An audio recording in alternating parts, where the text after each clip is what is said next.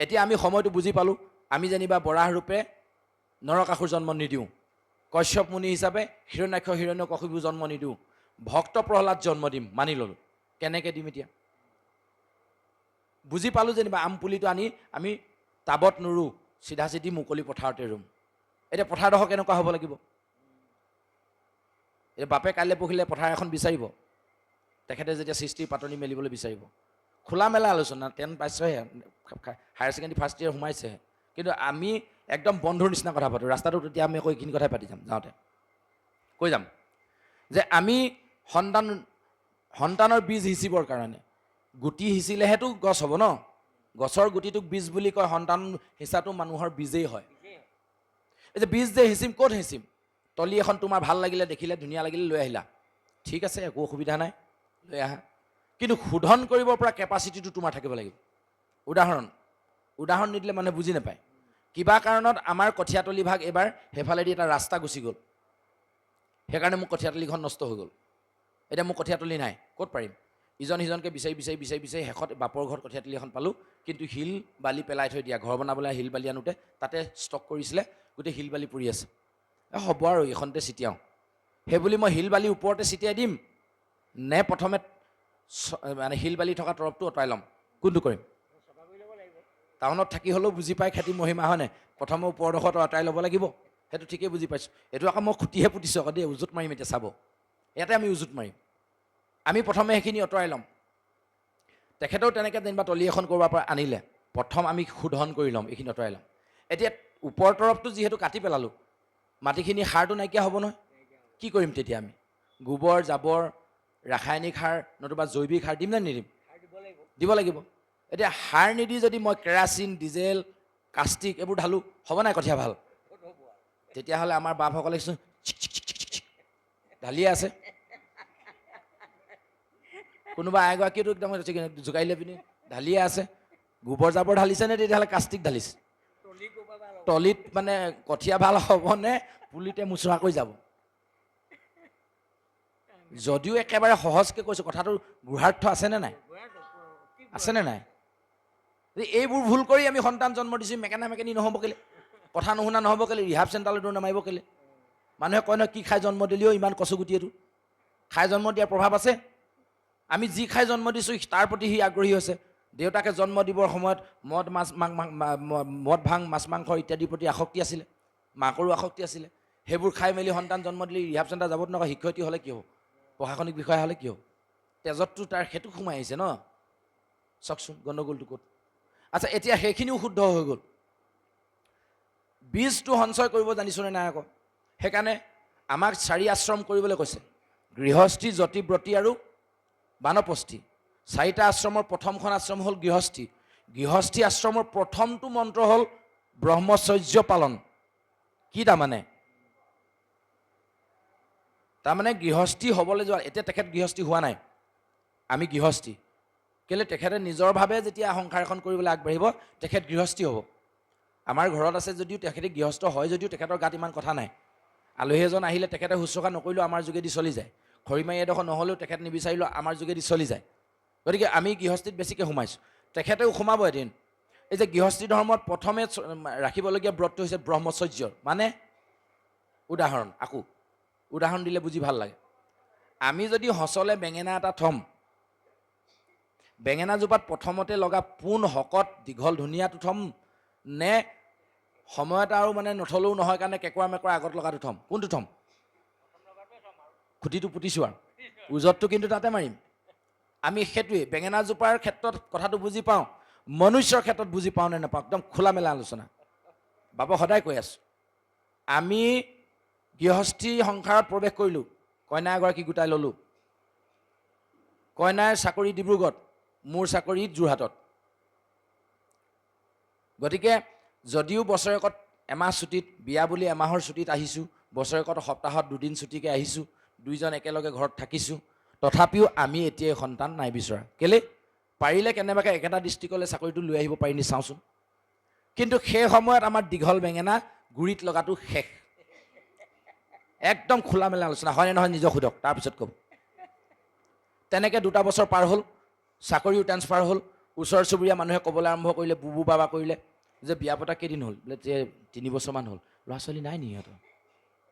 আইতা দেউতাসকলে ক'বলৈ আৰম্ভ কৰিলে, আমাক নাতি এটা লাগে। মানুহে এনেকৈ কৈছে, তেনেকৈ কৈছে। হ'ব আৰু উপায় নাই তহঁতৰ পৰা। এই আগলিত লগা বেঙেনাটো দিলোঁ হচত ৰুই। তাৰপাছত ল'ৰা বেমাৰী হ'ল, নিশকতীয়া হ'ল, কথা ক'লে নুশুনা হ'ল। তাক গালি পাৰি থাকিলে আমাৰ লাভ হ'ব নি? ৰুইছোঁ কোনটো বেঙেনা? কেলে বেঙেনা নেলাগক বুলি যদি বেঙেনাজোপা গালি পাৰি থাকোঁ, হ'ব নি পিছত? কাৰণ বেঙেনা গুটিটো ওলাইছে কোনটো পোখাৰ পৰা, সেইটো চাব লাগিব ন। এনেকুৱা ভুল আমি জীৱনত কৰিলে নকৰিলে নিজক এবাৰ চিকুটি চালে উত্তৰ ওলাই যাব। এইবোৰ ভুল আমি এইটো কাৰণে কৰিলোঁ, আমাক অগ্ৰজসকলে এনেকৈ ইমান খোলা মেলাকৈ নক'লে কথাবোৰ। কিন্তু 3য় স্কন্ধত কপিল মুনিয়ে নিজৰ মাককে কৈ দিলে গোটেইখিনি কথা, ইমান ধুনীয়াকৈ কৈছে। সেইকাৰণে এই কথাবোৰ জানিবৰ কাৰণে তুমি মৰা মানুহৰ লগত নাথাকিবা, জীয়া মানুহৰ লগত থাকিবা সদায়। সংসাৰত মৰা মানুহ থাকে নি? বোলে বেছিভাগেই মৰা। বোলে কেলে বেছিভাগেই মৰা? কেলে মৰা বুলি ক'লে? বোলে বেছিভাগৰ আগত শ্ৰীটো নাই। আমি চবেই শ্ৰী লিখি আছোঁ, শ্ৰী নাই। বোলে শ্ৰী লিখিলে নহ'ব নহয়। শ্ৰী কিয় লিখে এইটো তুমি জানানে নাই? যে আমি কেনেকৈ লিখোঁ শ্ৰীটো চাব। অসমীয়া মানুহৰ সেইটো এটা ডাঙৰ গৌৰৱ, ভাৰতবৰ্ষৰ মানুহৰ, যিহেতু আমি শ্ৰী লিখোঁ। তালব্য হ, আমি এটা তালব্য হ, বুজি পাইছোঁ ন? হ মানে কি? তালব্য হ। যদিহে ৰমন নহয়, হয় ৰয় শ্ৰ। যদিহে ৰমন নহয়, কি? দীঘৰী ঈশতত্ব, ঈশ্বৰ। ঈশ্বৰ তত্ত্ব যেতিয়ালৈকে মোৰ দেহত ৰমন নহ'ব, তেতিয়ালৈকে মই এটা তালব্য হ মাত্ৰ। তালব্য হ লগত ৰমন হ'ব দীঘৰী ঈশতত্ব, তেতিয়া তালব্য হয় ৰয় শ্ৰ, তাত দীঘৰীকাই শ্ৰী। এতিয়া আমাৰ দেহত ভগৱন্তৰ নাম ৰমন হৈ আছেনে নাই নিজক সুধিলেহে গম পাম। সংসাৰত ভগৱন্তৰ নাম ৰমন নকৰাকৈ যিমানখিনি মানুহ জীয়াই আছে চব মৰা মানুহ। বাকী যিসকলে সৎসংগত থাকি মোৰ গুণানুকীৰ্তন কৰিছে, ভগৱন্তৰ গুণানুকীৰ্তন কৰিছে, তেওঁলোকহে জীয়া মানুহ। গতিকে তুমি সৎসংগ লোৱা, জীয়া মানুহৰ সংগত থাকা, তেতিয়াহে সংসাৰত তোমাৰ উন্নতি হ'ব। চাওকচোন কিমান তত্ত্ব আছে, হয়নে নহয়? আমি সঁচাকৈ শংকৰাচাৰ্য নামৰ এজন গুৰু আছিলে, তেখেতে কৈছে কি বুলি, এতিয়া যে আমি ইজনে সিজনৰ ভাল বেয়া সুধোঁ, বাপ ভালে আছে? এখেতক যে সুধিলোঁ, ভূঞা বাপ ভালে আছেনে? আপোনাৰ ভাৱে কওকচোন, তেখেতৰ মই স্বাস্থ্যৰ কথা সুধিলোঁ নে আত্মাৰ কথা সুধিলোঁ? আপোনাকে যেনিবা সুধিলোঁ, এগৰাকী ভালে আছেনে? তেতিয়া আপোনাৰ মই স্বাস্থ্যৰ কথা সুধিলোঁ নে আত্মাৰ কথা সুধিলোঁ? স্বাস্থ্যৰ কথা নহয় জানো? চিধা চিধিকে ওলাই আছে, স্বাস্থ্যৰ কথাই সুধিছোঁ, হয়নে নহয়? আচ্ছা, যদিহে স্বাস্থ্যৰ কথা সুধিছোঁ, তেতিয়াহ'লে এতিয়া কিয় নুসুধোঁ? চাব দেই, মোৰ দেউতাৰ স্বাস্থ্যটো ভাল নহয়, মই ডিব্ৰুগড় হস্পিটেলত থৈছোঁ। আপোনালোকে মোক খবৰ কৰি আছে, দেউতা কেনেকুৱা, ভালে পাইছে? দেউতা ভালে আছেনে? এনেকৈ সুধি আছে। অকণমান সময়ৰ পিছত গম পালে যে নহয় দেউতা নাই আৰু।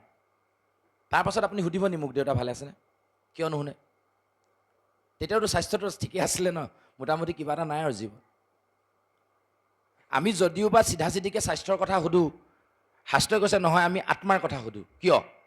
শংকৰাচাৰ্য গুৰুজনাই কৈছে, যাৱত জীৱ নিৱসতি দেহে পুচলং তাৱত পুষ্যতি গেহে, গতৱতী বায়ু দেহা পাৱে ভাইজা বিভ্ৰন্তি তস্মিন কায়ে, ভজ গোবিন্দম ভজ গোবিন্দম ভজ গোবিন্দম মুহমতে প্ৰাপ্তে সন্নিহিত মৰণে নুহি নুহি ৰক্ষতি দুখীয় কৰণে। তাৰমানে যেতিয়ালৈকে দেহত আত্মা বিৰাজমান হৈ থাকে, তেতিয়ালৈকেহে মানুহে ভাল বেয়া সোধে।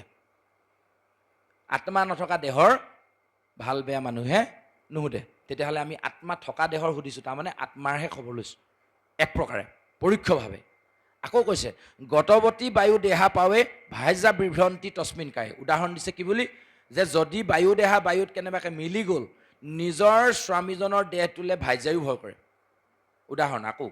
উদাহৰণ নিদিলে বুজিবলৈ বেয়া। কিবা কাৰণত আমি যেনিবা গাঁওখনৰ একেবাৰে এমূৰীয়া ঘৰ এটাত আছোঁ, আমাৰ ঘৰৰ পৰা বাকী ওচৰ চুবুৰীয়া ঘৰলৈ অলপ দূৰ। কিবা কাৰণত মোৰ অকণমানি কেঁচুৱাটোৰ সৈতে পৰিবাৰগৰাকীক অকলে থৈ দুদিনৰ কাৰণে মই গুৱাহাটী যাবলগীয়া হ'ল। এদিনটো যেনে তেনে পাৰ কৰিলে, পিছদিনা এগৰাকীয়ে মোলৈ ফোন কৰিব, তোমাৰ কাম হ'ল যদি গুচি আহা। কেলে? দিনত মোৰ একো নাই, একো ভয় নালাগে, ৰাতি খালি অকলে মোৰ অলপ ভয় লাগে। ক'বনে নক'ব? আচ্ছা, সেই কথাটোকে শুনি পিছদিনা মই ঘূৰি আহিলোঁ। আহি ঘৰ পাইছিলোঁহে সন্ধিয়া 6-7টামান বজাতে। ঘপকৈ গাটো ধুবলৈ যাওঁতে বাথৰুমত ঢাল খাই গ'লোঁ, কিনো হ'ল জানো। লৰালৰিকৈ গাঁৱৰ মানুহে লগ লাগি নিলে ডিব্ৰুগড়লৈ। হস্পিটেলত ৰাতি 11টা-11:30 বজাত খবৰ আহিলে হাৰ্ট এটেক হৈ বাপজন নাই। আইগৰাকীয়ে ঘৰত বাট চাই আছে। শেষত ঘৰলৈ আহি দেহ পাই মানে 12মান বাজিল আৰু ওচৰ চুবুৰীয়া ৰাইজে ক'লে আজি বহুত ৰাতি হ'ল, এতিয়াতো শ্মশানলৈ নিবলৈ সময় নহ'বগৈ, গতিকে কালি ৰাতিপুৱাই নিম আৰু। এতিয়া মোৰ আইগৰাকীয়ে কি ক'ব, আপোনালোক কোনোবা থাকক, নহ'লে মোৰ ভয় লাগে। আগদিনা তুমি নথকাৰ কাৰণে মোৰ ভয় লাগিছিলে, এতিয়া তুমি থকাৰ কাৰণে মোৰ ভয় লাগিছে। কাৰণটো কি? দেহা একে ভাগে আছে, এক্সিডেণ্ট হৈছে বোলে, হাত এখন ভাগিলে সেইকাৰণে ভয় লাগিছে, বোলে মূৰটোকে চেপেটা হ'ল সেইকাৰণে ভয় লাগিছে। মোৰ তেনেকুৱাটো হোৱা নাই, হাৰ্ট এটেকে হৈছিলে, ভিতৰতহে মোৰ কিবা এটা হৈছিলে, চকু নাক কাণ ছাল চব একে ভাগে আছে, ভৰি হাত চব একে ভাগে আছে। আগদিনা নিশা যেনেকৈ মই অকণমানি কেঁচুৱাটোক মাজত লৈ দুয়োটাই নিশাটো পাৰ কৰিলোঁ, ধুনীয়াকৈ শুলোঁ, তেওঁৰ একদম আৰামত সাহসত শুব পাৰিলে। এতিয়া 2 ঘণ্টাৰ কাৰণে শুৱকচোন ৰাতিপুৱালৈকে, পাৰিবনে? কিয়? এই যে জীৱ নামৰ তত্ত্বটো ওলাই গুচি গ'ল তাৰ পৰা। গতিকে সেই জীৱটো যেতিয়ালৈকে থাকিব, তাৰ মানে আমি শ্ৰী হৈ আছোঁ। কোন জীৱ? ক'ৰ পৰা আহিলে? এই কথাটো আকৌ 3য় স্কন্ধ ভাগৱতত কপিল মুনিয়ে দেখুৱাই দিছে। কি বুলি? যে প্ৰথম দিনা যেতিয়া স্ত্ৰী আৰু পুৰুষ নাৰীৰ শৃংগাৰৰ বেলা, কি নাৰীৰ শৃংগাৰৰ সময় বেলিকাৰ কি ৰসিত ৰসৰ সংগত, এনেকৈ দিছে, মই পাহৰিছোঁ বাৰু হেৰি ঘোষাভাগী পদভাগী। যে নহওক, প্ৰথম দিনা কি হৈছে, দুয়ো মিলিব, লগ হ'ব, বৰতোলৰ আকাৰ হ'ব, আৰু ইয়ে পঞ্চম ৰাতত গৈ এটা বাতুল গুটিৰ নিচিনা হ'ব। 10ম দিনত বগৰী গুটিটোৰ সমান সন্তান হ'ব। তাৰমানে চিন্তা কৰক, আল্ট্ৰাচাউণ্ড এক্সৰে আজিৰ পৰা 500,000 বছৰ আগতো হৈছিলে। গুৰুজনে যেতিয়া এভাগ লিখিছিলে তেতিয়াই তাৰমানে আল্ট্ৰাচাউণ্ড এক্সৰে ছিষ্টেমটো আছিলেই। এতিয়াহে বিজ্ঞানে একদম ফটো মাৰি দেখুৱাই দিছে, তেতিয়া কিন্তু অনুমানতেই চব কৰি থ'ব পাৰিছিলে, জানিছিলে। এই যে এনেধৰণে স্থিতি লোৱা কথাটো আমি এইটো কাৰণে কৈছোঁ যে জীৱটো কোন, এই কথাটো জানিবৰ কাৰণেহে কথাটো ওলালে। যে প্ৰথম 2 মাহত যেতিয়া হ'ব, তেতিয়া লাহে লাহে লিংগৰ চিন ওলাব, পুংলিংগ নে স্ত্ৰীলিংগ, হাত ভৰি নখ নোম এইবিলাক ওলাব। যেতিয়া 5ম মাহ হ'ব, জীৱই আহি বাহ ল'ব, 6 মাহ হোৱাৰ লগে লগে এখন মানে আৱৰণে তাক বেৰি পেলাব। কেলে? জীৱাত্মা তাত প্ৰৱেশ হোৱাৰ লগে লগে বাকীখিনিৰ লগত মানে আবদ্ধ হ'ব নোৱাৰাকৈ ভগৱন্তই এখন চৰ্মৰ যোগেদি তাক আৱৰি পেলায়। জীৱ সেইদিনাৰ পৰা দুখীয়া হয়, থাকিবলৈ ঠাই নোহোৱা হয়। এই তত্ত্বটো খুব ধুনীয়াকৈ দিছে। এই পাঠ ওলালে কেতিয়াবা ক'ৰবাত ওলালে ক'ম, এতিয়া ক'লে বহুত দীঘলীয়া হ'ব। সময় আমি 2:05 মানৰ পৰা আৰম্ভ কৰিছিলোঁ, এতিয়া কিজানি 3 মান বাজিলে। বহুত দীঘলীয়া কথা, একেদিনে শেষ কৰিব পৰা নাযায়। এতিয়া এই যে জীৱটো আহিলে, জীৱটো ক'ৰ পৰা আহিলে? আমি প্ৰাৰ্থনাত গাওঁ বা ভাগৱতত লিখিছে, আমি যত জীৱ তোমাৰহে অংশ মাত্ৰ, হয়নে নহয়? আমি যত জীৱজাক তোমাৰহে অংশ বুলি কৈছে নহয়। গতিকে আমি ক'ৰ পৰা আহিছোঁ? ভগৱন্তৰ অংশৰ পৰা আহিছোঁ। ভগৱন্তই আত্মাৰূপেৰে জীৱটো আনি মোৰ সেই মই আৰু মোৰ পৰিবাৰে লগ লাগি সৃষ্টি কৰা দেহটোৰ মাজত ভৰাই দিলে। ক'ৰ পৰা আহিলে জীৱটো? সেইকাৰণে আমি শুদ্ধি শুচিকৰণ কৰোঁ। কিয় জানেনে? এইটো কেনেকাৰণে কৰোঁ? যে জীৱটো গৰুৰ আত্মাৰ পৰা আহিলেনে, কুকুৰৰ আত্মাৰ পৰা আহিলেনে, শিয়ালৰ পৰা আত্মাৰ পৰা আহিলে, এইটোতো আমি নাজানো। কেৱল মাত্ৰ ভগৱন্ত তেওঁহে জানে। কাৰণ ভগৱন্তৰ ওচৰত এটা মোনা নাই যে আত্মা সোপা ভৰাই থৈ দিছে আৰু মই যিদিনা সৃষ্টি কৰিম বুলি 4 মাহ হৈছেগৈ সেইদিনা দলিয়াই পিনি তাত ভৰাই দিব, মোনাটোৰ পৰা উলিয়াই পিনি, এনেকুৱাটো নহয়। ইফালে কোনোবা এটা জীৱন মানে মৃত্যু হ'ল, খোলা এৰিলে, সেইকাৰণে কৈছে যেনে জোকে এটা তৃণ পালে অন্য এটা তৃণ এৰে, যেনেকৈ পুৰণা কামিজটো এৰি আমি নতুন কামিজটো পিন্ধোঁ, এনেকৈ উদাহৰণ আমাক শাস্ত্ৰই দিছে নহয়। ঠিক তেনেধৰণে জীৱাত্মাবোৰ ইটোৰ পৰা সিটোলৈ আহি আছে।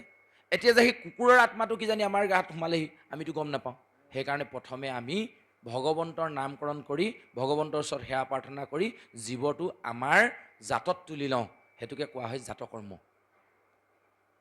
যিটো আমি শুদ্ধি শুচি কৰোঁ। তত্ত্ব আছে।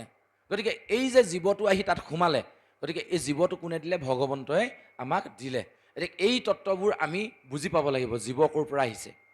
গতিকে ইয়াত আকৌ এই গোটেইখিনি আহিলে, অহাৰ পাছত ভকতি তত্ত্বটো ক'বলৈ যাওঁতে ইয়াত এইখিনি আমি সৃষ্টি সম্পৰ্কে আৰু বহুতখিনি কথা আছে, আমি চমুৱাইছোঁ, অলপ ৰিল কাটিব বিচাৰিছোঁ। যে অনাগত দিনত ক'ৰবাত লগ পালে আকৌ বাপজনাই খেমদলৈ লগ ধৰিছে, তালৈ ওলাব, তেতিয়াহ'লে গোটেইসকলে দলে বলে আমি তাতো গৈ আমি এনেকুৱা কথা কিছুমান পাতিম। এইটো এডভাৰটাইজ দি থৈ দিছোঁ। নহ'লে আকৌ অহা খণ্ডত কি হ'ব এইটো নাজানিলে চিৰিয়েলখন চাবলৈ মন নাযাব যে, এইটো অহা খণ্ডৰ এডভাৰটাইজ। যে আৰু কিবা কিবি এনেকুৱা ৰসিক কথা আছে, যিখিনি কথা জানিলে আমি সম্পূৰ্ণ শিশু কেনেকৈ জন্ম দিব লাগে গোটেই তত্ত্বখিনি জানিম। কয়াধু মাতৃয়ে কেনেকৈ প্ৰহ্লাদ জন্ম দিলে, এই কথাখিনি আমি জানি ল'ম, তেতিয়া জানিম। কিন্তু আমি চমুকৈ আনিছোঁ যে ইয়াত আমি সৃষ্টিৰ ৰহস্যটোৰ বিষয়ে ইমানখিনিতে ৰাখি ভক্তি যুগৰ ফালে অকণমান যাব বিচাৰিছোঁ।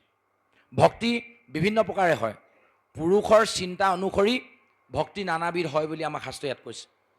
এতিয়া পুৰুষৰ চিন্তা মতে হয়, মহিলাসকলৰ কাম নাই, ইয়াল কেলে আহিছে? তাতে আমাৰ এটা পাক আছে।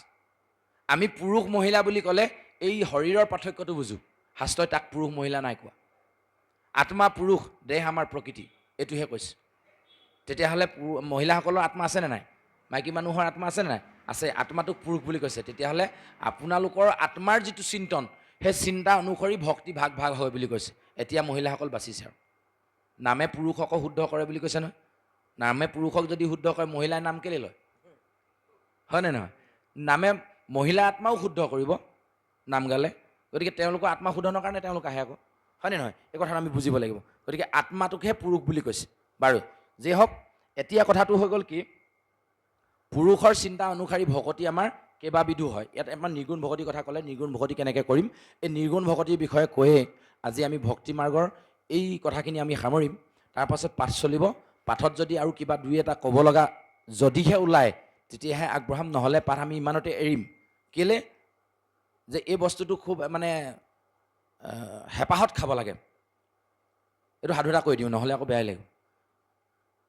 খুব ৰ'দত, এনেকুৱা গৰমত বাৰীৰ পিছফালে কাম কৰি আছোঁ, মানে ঘৰৰ পৰা প্ৰায় আৰু 10-20 নলমান দূৰত, আৰু অকণমান কাম বাকী আছে, যেনে তেনে সেইকণ শেষ কৰি থৈ যাওঁ বুলি ভাবিছোঁ। খুব পিয়াহ লাগিছে। হ'লেও ঘৰত গৈ পানীকণ খাই আকৌ আহোঁ, মানে এই অকণমান কামৰ কাৰণে আহিবলৈ মন যোৱা নাই আৰু, জেওৰা 200টা আছেহে, এই 200টাক আমি বৈ শেষ কৰি যাম আৰু। এনেকৈ বুলি জোৰ জবজ কৰি কামটো কৰোঁতে পিয়াহটো ইমান বেছি বাঢ়ি গৈছে, মানে কামটো সামৰি দৌৰি আহিছোঁ আৰু। আহি পিছফালৰ চোতালৰ পৰা এগৰাকী চিঞৰি আহিছোঁ, ঐ পানী এগিটা দিয়া, পানী গিলাচ দিয়া। এগৰাকীয়ে জাৰ তাতে পানী এজাৰ লৈ গিলাচ এটা সেতি আগবঢ়াই দিলে। প্ৰথম এক গিলাচ ঢালি দিলে, একদম অমৃত খোৱা নিচিনা। খাম নে নাখাম? ইমান পিয়াহ লাগি আছে। খাম নহয়? আৰু অকণ দিম নি? খোৱা ষ্টাইলটো দেখিয়ে মানুহে সুধিছে আৰু, দিয়া নহ'লে আৰু অকণমান। সেই গিলাচ অকণমান ঢিলা হ'ব, অমৃততকৈ অকণমান ঢিলা, পানী খোৱাৰ নিচিনা লাগিব। বোলে আৰু অকণ দিওঁ নি? দিয়া নহ'লে আৰু এগিলাচ। এই বুলি কৈ 3 নম্বৰ গিলাচটো কি কৰিম জানে নাই? অকণমান কুলকুলি কৰি সিফালে পেলাই দিম, অকণমান মুখ ধুম। ধুনে নধুম? এনেকুৱা হয়নে নহয়? এই ভাগৱতৰ তৃষ্ণাটো তেনেকুৱা বুলি কৈছে। 3 নম্বৰ গিলাচলৈকে নাযাওঁগৈ আৰু, কুলকুলি কৰি আপোনালোকে পেলাই দিব, মনটো বেয়া লাগিব আৰু। গতিকে ভাগৱত এই 2 নম্বৰ গিলাচতে আমি সামৰিম।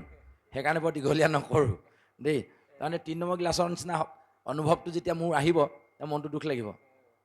মই ইমান হেঁপাহত পানী গিলাচ দিলোঁ, তেওঁ পেলাই দিলে, মুখ ধুলে, হয়নে নহয়? প্ৰথম গিলাচ খোৱা দেখি ইমান ভাল লাগিছিলে, অমৃত খোৱা নিচিনা খাইছে, আৰু এগিলাচ দিছোঁ, নহয় জানো? গতিকে আৰু 3 নম্বৰ গিলাচলৈ নাযাওঁগৈ আৰু। যে হওক, এতিয়া কথাটো আমি কোনখিনি